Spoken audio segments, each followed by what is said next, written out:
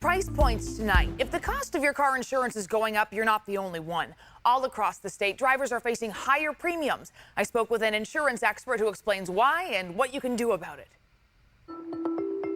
California is home to more than 27 million licensed drivers, and many of them are seeing their auto insurance premium go up. It's ridiculous. They're going up like crazy. Everything else, like the gas prices.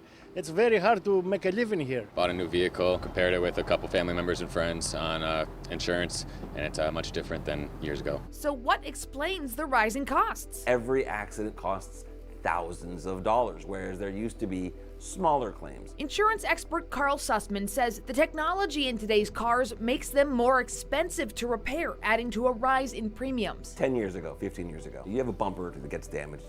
You go to the body shop, they'd say, well, we can knock out the bumper, rebuff it, and you're fine. Now, that same accident, you hit that bumper, you have cameras, you have sensors, you have LiDAR, you have all sorts of high technology in it. On top of it, you can't just have anybody install it. And on top of it, we still have shortages in trying to get these parts. Also, he says during the pandemic, the California Department of Insurance effectively put a freeze on premium increases to make life easier for consumers. Even though inflation was going up, we know there were labor shortages, we know there were parts shortages, we knew all that stuff. The premiums that we were paying were unchanged. Well, now they're coming back. So we're feeling this boomerang effect, sort of playing catch up to where premiums need to be. So what can we do? First, since premiums are based in part on a driver's record, drive safely. Frequency of accidents is way up. It's almost double what it was prior to the pandemic.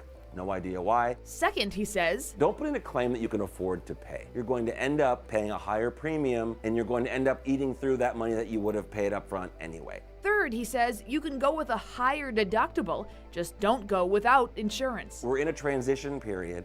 Hold on to the policies you have, put them on auto pay, don't let them lapse, and stand by, hopefully, for things to get better. Now, this could also affect your rental car experience. Just last week, Reuters reported Hertz is selling some 20,000 electric vehicles from its U.S. rental fleet. The company says repairing damage to the high-tech vehicles is just too expensive. It's opting instead for gas-powered vehicles.